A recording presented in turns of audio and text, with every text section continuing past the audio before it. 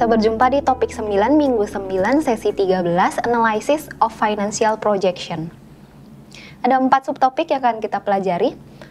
Yang perlu diingat dalam bagian ini adalah pembaca lebih tertarik pada hasil keuangan potensial, investor tertarik pada tingkat pengembalian dan seberapa cepat pertumbuhan perusahaan, banker akan lebih tertarik pada prediksi dan stabilitas hasil keuangan dan minimalisasi risiko. Laporan keuangan menunjukkan apakah bisnis akan berjalan dengan sukses. Kebanyakan wirausaha kesulitan memenuhi proyeksi keuangan pro forma dan karena itu cari bantuan kepada ahli akuntan atau profesional akuntansi lainnya. Laporan sumber dan penggunaan dana adalah dokumen yang menyajikan secara khusus banyaknya uang yang dibutuhkan perusahaan, asal uang dan akan digunakan untuk apa uang tersebut. Biasanya dana awal atau startup fund disediakan oleh pendiri atau tim manajemen awal dan bagiannya dikontribusikan oleh investor awal seperti rekan bisnis, teman, anggota keluarga dari pendiri bisnis. Lembar asumsi. Lembar ini adalah penjelasan asumsi penting yang digunakan dalam laporan keuangan. Asumsi yang berdasarkan informasi spesifik harus dicantumkan sumber dari asumsi tersebut. Laporan proyeksi keuangan. Laporan ini adalah inti dari bagian keuangan dalam business plan. Laporan keuangan menunjukkan kesimpulan atau final dari sebuah rencana.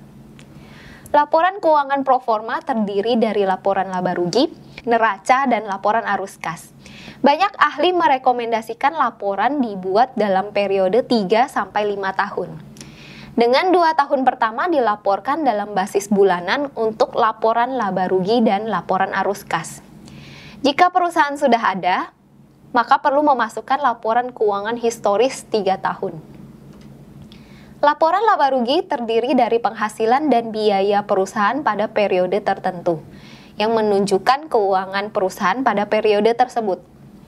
3 hal yang perlu diperhatikan dalam evaluasi laporan laba rugi adalah net sales atau penjualan bersih, cost of goods sold, dan biaya operasi.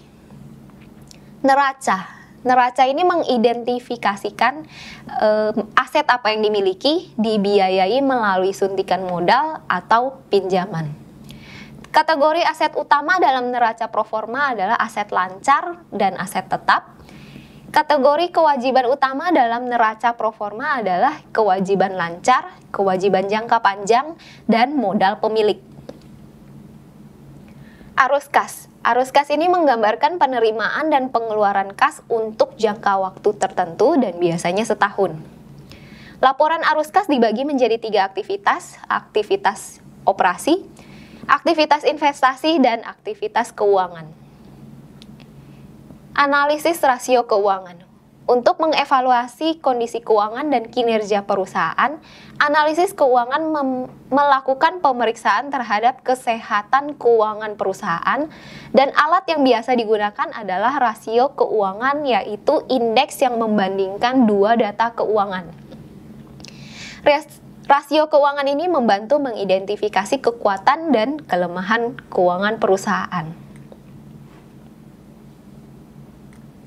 Demikian overview untuk topik ke-9, Analysis of Financial Projections. Sampai jumpa di topik berikutnya. Terima kasih.